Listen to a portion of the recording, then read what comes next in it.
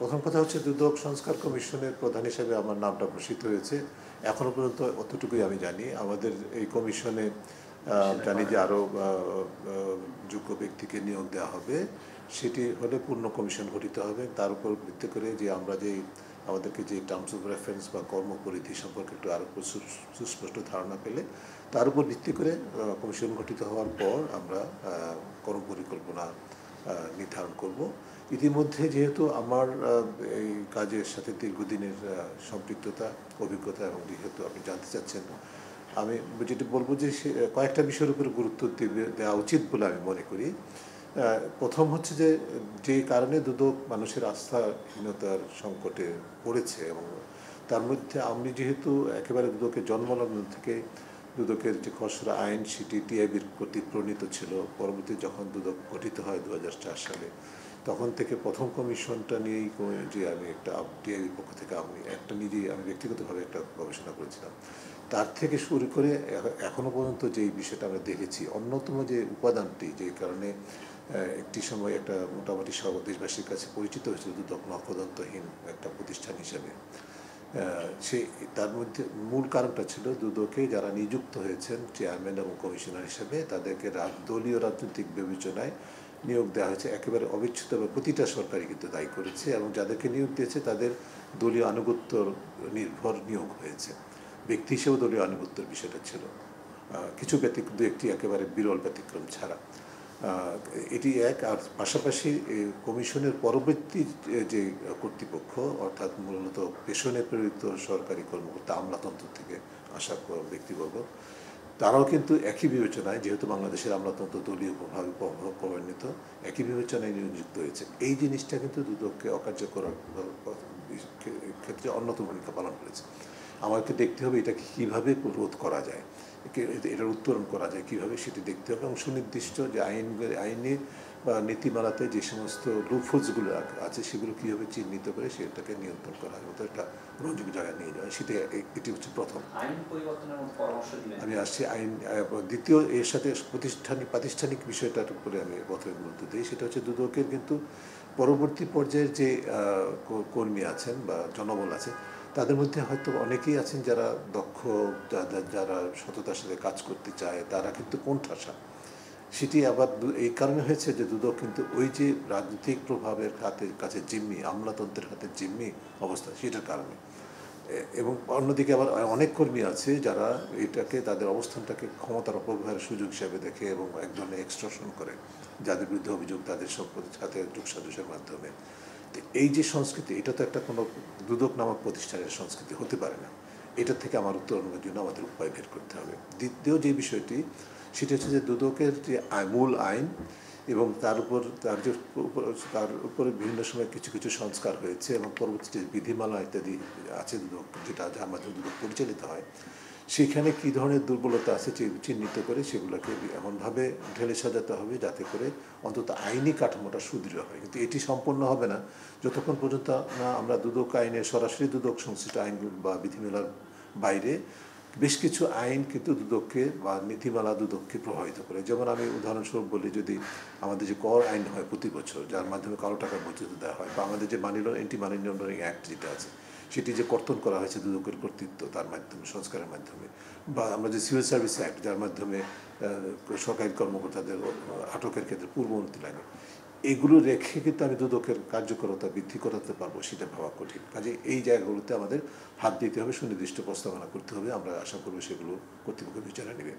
তৃতীয় যে বিষয়টি, সেটি হচ্ছে যে দুদকের যেমন উচ্চ পর্যায়ের দুর্নীতি, বাংলাদেশের যে উচ্চ পর্যায়ের দুর্নীতি আছে তার সাথে সংশ্লিষ্ট যেই অর্থ পাচার বিষয়টা আছে, যেটা ওতপ্রোতভাবে জড়িত, সেইখানে কিন্তু একা দুদক ভূমিকা রাখে না বা রাখার কথা না। দুদকের পাশাপাশি আরও কয়েকটি সংস্থা আছে, তারা কেন কার্যকর ভূমিকা পালন করতে পারছে না বা তাদের সাথে পারস্পরিক সমন্বয় কেন হচ্ছে না, এখন ব্যাপক আলোচিত যে বিষয়টি পাচারকৃত অর্থ কীভাবে ফেরত আনা হবে, সেইখানে যে মূল প্রতিবন্ধকতাগুলো, সেগুলো আমাকে কিন্তু অবশ্যই খতিয়ে দেখতে হবে। তার মধ্যে আমি এই মুহূর্তে যেটা বলতে পারি যে, যেমন বিএফআইইউ, জাতীয় রাজস্ব বোর্ড, আমাদের পুলিশের সিআইডি, আমাদের অ্যাটর্নি জেনারেলস অফিস, এই সংস্থাগুলো কিন্তু তাদের নিজস্ব অবস্থান থেকে তৎপরতার সাথে কাজ করার কথা নিরপেক্ষভাবে, সেই যেই সক্ষমতাটা তাদের কাছ থেকে কেড়ে নেওয়া হয়েছে বা তারা সেটাকে কেড়ে নিতে দিয়েছেন, এবং একই সাথে তাদের যে সমন্বিত ভূমিকা পালনের যে দায়িত্ব, যার মাধ্যমে যে দেশে অর্থ পাচার হয়েছে সেই দেশের সাথে সহযোগিতা, যেটাকে MLAR বলা হয়,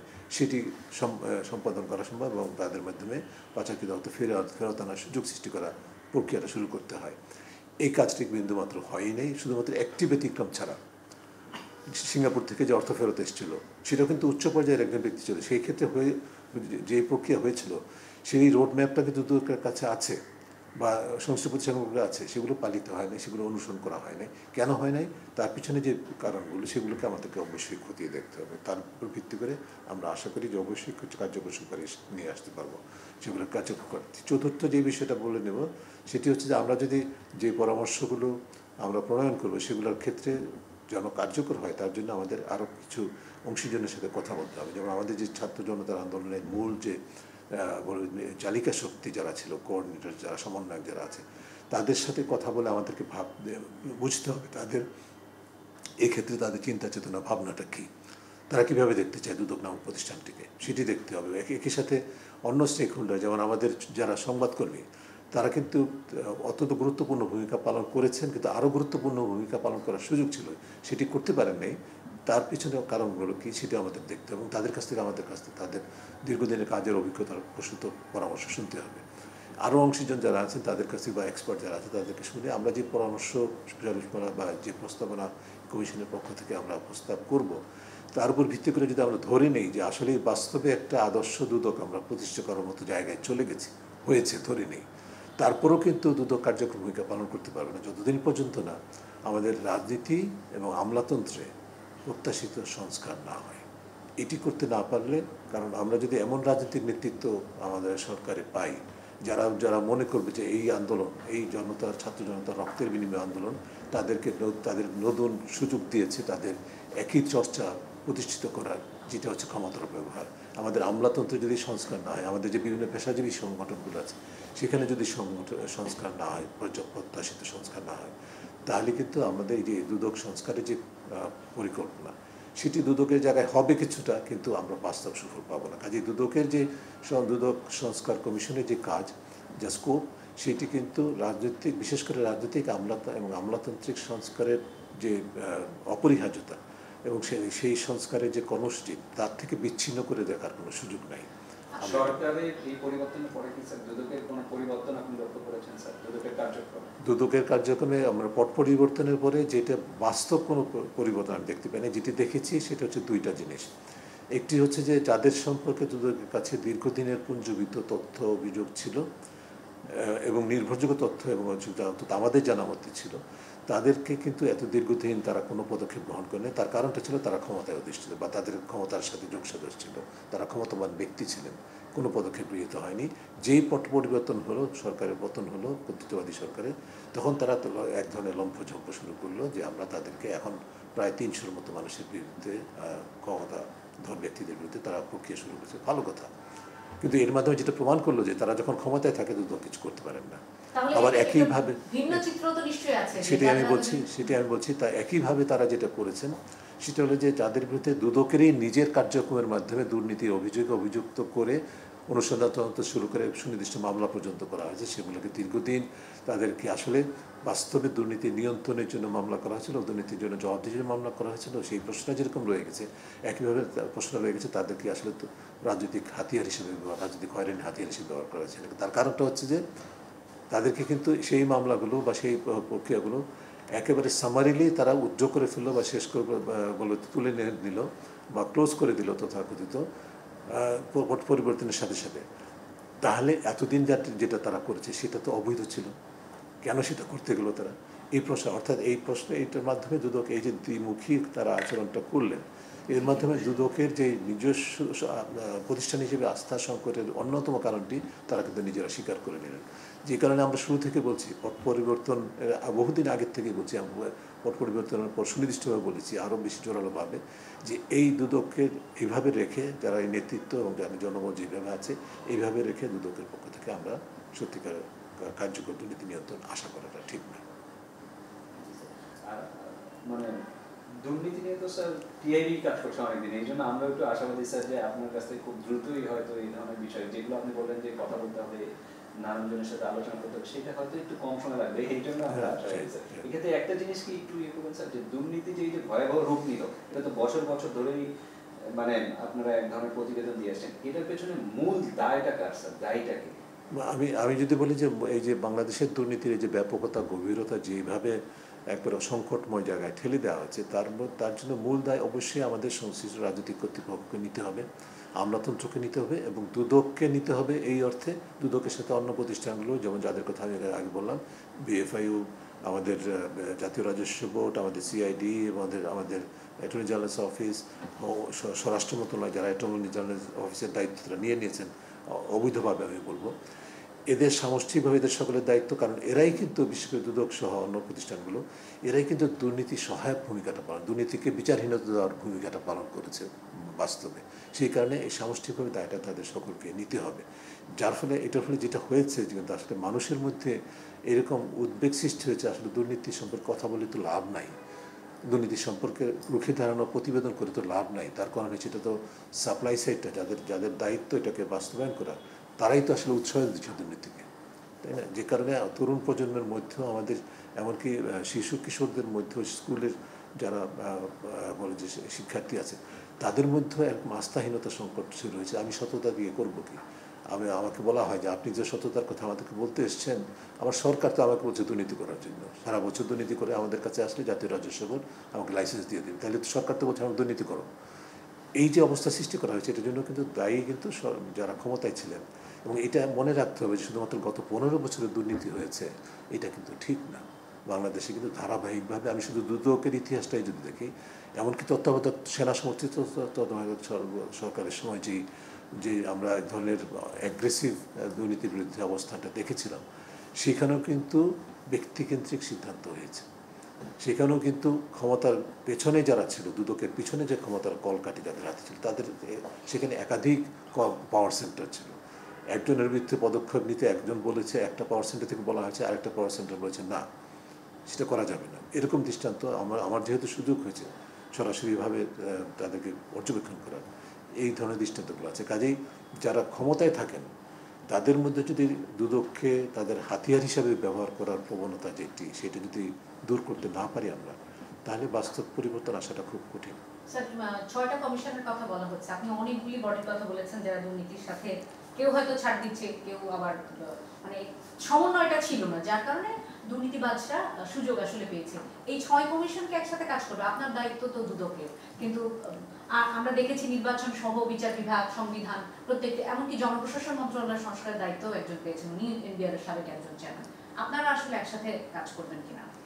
সেটি নির্ভর করে আমাদের নিয়োগদাতা, কমিশনের নিয়োগদাতা সরকারের পক্ষ থেকে এই ধরনের পরামর্শ আছে কিনা। তবে আমাদের দিক থেকে আমরা সেটাকে স্বাগতই জানাবো, যেগুলো আমি যেহেতু নিজের থেকে আমরা যেটা আমার অভিজ্ঞতা প্রসূত যে পরামর্শ, সেটার মাধ্যমে ইতিমধ্যে যেটা বলেছি, সেটা আমরা এই প্রতিষ্ঠানগুলোর পারস্পরিক সহযোগিতা এবং তাদের সকলের বলে যে শুদ্ধাচার, প্রাতিষ্ঠানিক শুদ্ধাচার ছাড়া তো এটা সম্ভব নয়।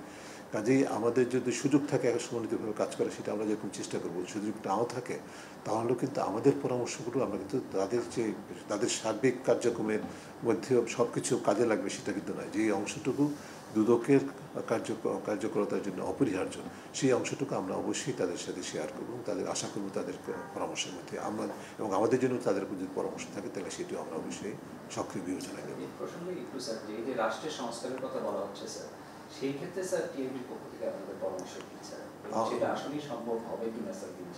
আমি মনে করি যে সম্ভব অবশ্যই, কারণ এখন যারা রাষ্ট্র সংস্কারের দায়িত্ব যাদের উপরে অর্পিত হয়েছে, অন্তর্বর্তীকালীন সরকার যদি আমরা ধরে নিই, সেটা তার যে মূল পাওয়ার বেস, তার ক্ষমতার যে উৎস, সেটা কিন্তু ছাত্র জনতা, এবং তাদের যে প্রত্যাশা, তাদের যে নতুন বাংলাদেশের স্বপ্ন, সেটার জন্য যে রাষ্ট্র সংস্কারের কথা বলছে, সেটি কিন্তু প্রতিপালন করা ছাড়া অন্তর্বর্তীকালীন সরকারের কোনো উপায় নেই। এবং শুধু তাই না, যারা এখন নিজেদেরকে এই আন্দোলনের ফলে, ছাত্র জনতার আন্দোলনের ফলে রাজনৈতিকভাবে লাভবান ভাবছেন এবং মনে করছেন অলরেডি লাভবান হয়ে গেছেন বা হয়ে যাবেন যখন নির্বাচন হবে, বা ইতিমধ্যে হয়ে গেছেন বলে ভাবছেন এবং সেভাবেই আচরণ করছেন, তারাও যদি এই আন্দোলনের সঠিক শিক্ষা চেতনা যদি ধারণ না করেন, তাহলে পরিবর্তন আসলে আসা সম্ভব নয়। কাজে এই বিষয়গুলো বিবেচনায় নিয়ে আমরা কিন্তু ইতিমধ্যে অন্তর্বর্তীকালীন সরকারকে যে সার্বিক কৌশলগত কিছু পরামর্শ দিয়েছি, তার মধ্যে রাষ্ট্র সংস্কারের বিভিন্ন উপাদানগুলো আছে। বিশেষ করে রাজনৈতিক অঙ্গনে বিভিন্ন প্রতিষ্ঠান কেন্দ্রিক সুপারিশমালাগুলো আমরা দিয়েছি এবং আমরা এখন কাজ করছি আমাদের পক্ষ থেকে যে সার্বিক যে কৌশলগত সুপারিশমালা তার উপর ভিত্তি করে এগুলো আবার প্রাতিষ্ঠানিক এবং খাতওয়ারি সুপারিশ সুনির্দিষ্ট সুপারিশমালা প্রণয়ন করছি। ইতিমধ্যে কোনো কোনো ক্ষেত্রে সেগুলো আমরা উপস্থাপন করছি যাতে সেগুলো অনুসরণের মাধ্যমে সার্বিকভাবে যে রাষ্ট্র সংস্কারের যে স্বপ্ন সেটি বাস্তবায়িত হয়। তাহলে একটু গতকালের প্রশ্ন রয়েছে স্যার, গতকালকে আপনি যা বলেছেন আমি যদি এক লাইনে বলি সেটি হচ্ছে যে বৈষম্যবিরোধী ছাত্র আন্দোলন যে লক্ষ্য নিয়ে এই গণঅভ্যুত্থানটা ঘটালো সেই পথে যাত্রাটা আসলে এখনো ওইভাবে শুরু হয়তো আমরা করতে পারিনি, এই রকমের একটা কথা আপনি মনে করেন? না, আমি যেটা বলতে চাই সেটা হচ্ছে যে বলেছি কালকে, সেটা হচ্ছে যে আমাদের 5ই আগস্ট আমাদের ছাত্র জনতার আন্দোলনের একটা পর্যায় শেষ হয়েছে, অর্থাৎ কর্তৃত্ববাদের পতন হয়েছে, যেটি ছিল প্রথম পদক্ষেপ এবং সেটা হয়েছে সাফল্যের সাথে হয়েছে এবং অত্যন্ত শোচনীয় পরাজয় হয়েছে কর্তৃত্ববাদের এবং এটা হচ্ছে যে ভবিষ্যতের জন্য অন্য সম্ভাব্য সকল কর্তৃত্ববাদের জন্য দৃষ্টান্ত হয়েছে এইটুকু। কিন্তু এটা তো শেষ ছিল না, এটি তো এন্ড ইন ইটসেলফ বলা হয়, যেটা শেষ ছিল না, এটি ছিল একটা আরও বৃহত্তর অর্জনের জন্য প্রথম পদক্ষেপ। কাজেই বৃহত্তর অর্জনটা কি? বৃহত্তর অর্জনটা হচ্ছে নতুন বাংলাদেশ, যেখানে বৈষম্যহীন একটা সমাজ হবে, সকলের সম অধিকার থাকবে, একটা সুশাসিত দুর্নীতিমুক্ত সমাজ হবে এবং এই সমাজ প্রতিষ্ঠার পথে যেই রাষ্ট্র কাঠামোর সংস্কার দরকার সেটি হবে। ওই কাজটা তো এখন চলছে, এখন শুরু হয়েছে মাত্র। কাজে এই পথটা কিন্তু অনেক বলবো যে দীর্ঘ। এই সংস্কার এমন একটা জায়গায় আমাদের রাষ্ট্র কাঠামোকে নিয়ে যাওয়া হয়েছিল যে এটার পরিবর্তন বা এটার সংস্কার কিন্তু আমরা 2 দিনে 6 মাসে 1 বছরে সম্পন্ন করে ফেলবো কোনো একটা স্বল্প মধ্যম মেয়াদে, এটা কিন্তু ভাবাটা কঠিন। কাজে এটার চলমান প্রক্রিয়া, এই বিষয়টাকে আমাদের মনে রাখতে হবে এবং সেইখানে আমি আবার জোরালোভাবে বলবো যে এই ক্ষেত্রগুলোতে সবচেয়ে বেশি প্রাধান্য দিতে হবে সেটা হচ্ছে যে একদিক থেকে রাজনৈতিক চর্চার ক্ষেত্রে সংস্কারের অপরিহার্যতা। যে রাজনৈতিক দলগুলো আছে আমাদের তাদের মধ্যে তাদের যে দলীয় কনস্টিটিউশন বা নিয়মকানুন বা দলীয় চর্চা, তার মধ্যে যদি আমাদের সত্যিকারের গণতন্ত্র না থাকে, গণতন্ত্রের প্রতি শ্রদ্ধাশীলতা না থাকে, তাহলে ক্ষমতা যারা থাকবেন তারা গণতন্ত্র কীভাবে প্রতিষ্ঠিত করবেন? এই জায়গাগুলোতে আমাদেরকে হাত দিতে হবে এবং তার পাশাপাশি সেটার অভাবে কিন্তু সমস্ত রাষ্ট্রীয় প্রতিষ্ঠানগুলোকে ক্যাপচার করা হয়েছিল, তাই না? কারণ সেটাকে আবার কর্তৃত্ববাদকে ধরে রাখার জন্য, কর্তৃত্ববাদকে এক ধরনের চিরস্থায়ী রূপ দেওয়ার জন্য আমাদের রাষ্ট্রীয় সংস্থাগুলো যে জনস্বার্থে কাজ করার কথা সেগুলোকে জিম্মি করা হয়েছিল, সেগুলোকে দলীয়করণ করা হয়েছে, সেগুলোকে পেশাগত দলীয়পনা সৃষ্টি করা হয়েছিল। সেই জায়গাগুলোতে পরিবর্তনটা অপরিহার্য এবং এগুলো কিন্তু শুধুমাত্র মানুষের পরিবর্তন না। আমি এক ব্যক্তিকে অপসারণ করে সরিয়ে দিয়ে আরেক ব্যক্তিকে বসিয়ে দিলাম, হয়ে যাবে, কিন্তু তার যে প্রতিষ্ঠানটা তিনি নেতৃত্ব দিচ্ছেন, তার যে প্রাতিষ্ঠানিক চর্চাটা রয়েছে সেটার কী হবে? সেই চর্চাটাকে যদি আমরা পরিবর্তনের জন্য সুযোগ সৃষ্টি করতে না পারি তাহলে আমাদের বাস্তবটা অর্জন করা সম্ভব হবে না। আমার দিক থেকে শেষ স্যার, আমার কলেজে যদি কোনো কিছু থাকে একটা জিনিস শুধু জানতে চাই স্যার, এই যে বর্তমান যে অন্তর্বর্তী সরকার তাদের আসলে নির্বাচন কতদিনের মধ্যে দেওয়া উচিত বা গণতান্ত্রিক ব্যবস্থায় কতদিনের মধ্যে ফেরা উচিত, এইটা মানে আপনার কি মনে হয় স্যার? আপনি তো এইসব দায়িত্বে আছেন উপদেষ্টা, ওনারাই বলছেন যে এখনো ওই পরিস্থিতিতে আমরা আসিনি বা আইন শৃঙ্খলা পরিস্থিতিও আগের মতো জায়গায় এখনো যায়নি, সময় লাগবে। আমি মনে করি এই প্রশ্নটা অত্যন্ত গুরুত্বপূর্ণ। যারা এই প্রশ্নটা এখন তুলছেন, যদি ঠিক আছে, এই প্রশ্ন অবশ্যই সকলে থাকা উচিত যে একটা এই পট পরিবর্তন বা এই কর্তৃত্ববাদের পতনের ফলে যে রাষ্ট্র সংস্কার হবে, যে নতুন বাংলাদেশ হবে, সেটার উপযোগী আইনি প্রাতিষ্ঠানিক কাঠামো সৃষ্টির পর অবশ্যই নির্বাচনের মাধ্যমে নতুনভাবে ক্ষমতার হস্তান্তর করতে হবে, এটা অপরিহার্য। কিন্তু এখনই যারা ব্যতিব্যস্ত হয়ে যদি যারা মনে করেন যে না আমাকে নির্বাচন কবে দিতে হবে, সেটা টাইমলাইন মধ্যে হবে, তাহলে কিন্তু সেটা তাদের যে মূল পারপাস বা যে লক্ষ্য মূল অভিষ্ট তার প্রতি অন্যায় করছেন বা সেটা যে আমাদের নতুন বাংলাদেশের যে স্বপ্ন অভিষ্ট সেটা সম্পর্কে তারা সঠিক অনুধাবন করতে পারছেন না। তারা এখন ভাবছেন ক্ষমতার কথা, যেটি আমি মনে করি যে এখনও ভাবার সুযোগ হয়নি। কাজে এটি দেখতে হবে যে আমাদের প্রথম কাজটা হচ্ছে one step at a time. প্রথম কাজটা হচ্ছে যে আমাদেরকে রাষ্ট্র সংস্কারের যে মূল কার্যক্রম বা এজেন্ডা সেটি বাস্তবায়নের মতো জায়গা সৃষ্টি করতে হবে আগে, তারপর আমরা নির্বাচনের কথা ভাবা উচিত। সেই ক্ষেত্রে সেটার জন্য যতটুকু সময় লাগে সেটি আমাদের অন্তর্বর্তীকালীন সরকারকে অবশ্যই দেওয়া উচিত বলে আমরা মনে করি এবং সেটি দেওয়ার জন্য আমি মনে করি যে বিশেষ করে যারা আন্দোলন করেছেন ছাত্র জনতার যে মূল ধারা, তাদের সেই ধৈর্য আছে, তাদের সেই সমর্থন আছে, তাদের সেই সহযোগিতা থাকবে বলে আমি মনে করি।